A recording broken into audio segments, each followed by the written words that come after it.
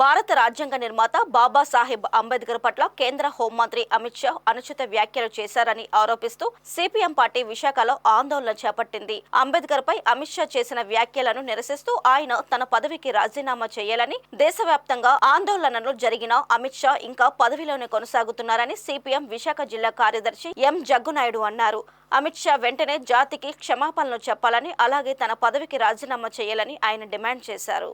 భారత రాజ్యాంగ నిర్మాత డాక్టర్ బాబాసాహెబ్ అంబేద్కర్ గారి మీద ఈ దేశ హోంశాఖ మంత్రి అమిత్ షా చేసినటువంటి అవమానకర వ్యాఖ్యలకు నిరసనగా దేశవ్యాప్తంగా పెద్ద ఎత్తున ఆందోళన జరిగింది. అమిత్ షా జాతికి క్షమాపణ చెప్పి తన పదవికి రాజీనామా చేయాలని చెప్పని డిమాండ్ చేయడం జరిగింది. అయినా సరే ఆయన ఏమాత్రం సిగ్గు ఎగ్గు లేకుండా తన పదవిని అంటిపెట్టుకొని ఈరోజు ఏ ముఖం చూసుకొని ఆంధ్ర రాష్ట్రంలో అడుగుపెట్టామని చెప్పి మేము ప్రశ్నిస్తున్నాం. అందుకని ఆంధ్ర రాష్ట్రంలో విజయవాడలో అడుగుపెడుతున్నటువంటి అమిత్ షా రాకను నిరసిస్తూ రాష్ట్ర వ్యాప్తంగా నిరసన కార్యక్రమాలు చేపట్టాలని చెప్పని వామపక్ష పార్టీలు పిలుపునిచ్చాయి. దానిలో భాగంగా విశాఖ జిల్లాలో ఉన్నటువంటి వామపక్ష పార్టీల ఆధ్వర్యంలో ఈరోజు ఇక్కడ నిరసన కార్యక్రమం చేపడతా ఉన్నాం. అమిత్ షాని పదే పదే తలుచుకునే బదులు దేవుణ్ణి మొక్కుంటే 7 జన్మాల్లో పుణ్యం వస్తుందని చెప్పని అమిత్ షా వ్యాఖ్యలు చేశాడు. పుణ్యం ఎవరు కోరుకుంటారు? ఎవరైతే పాపాలు చేస్తారో వారు పుణ్యం కోరుకుంటారు. నిజంగా అదే వర్తిస్తుందంటే అది అమిత్ షాకు వర్తిస్తుంది.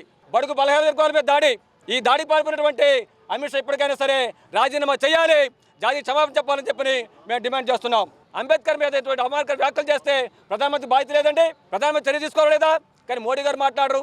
అంటే అంబేద్కర్ చర్యల్ని, ఆయన మాటల్ని, అంబేద్కర్ మీద దాడిని, అమిత్ షా వ్యాఖ్యల్ని ఖండించకపోగా ఈరోజు మోడీ కూడా అమిత్ షాకి మద్దతు కలిగించే పరిస్థితి మనకు కనిపిస్తూ ఉంది. అందుకని ఇది పూర్తిగా జాతి వ్యతిరేక చర్య. దీన్ని సిపిఎం పార్టీ వామపక్ష తీవ్రంగా ఖండిస్తున్నాయి.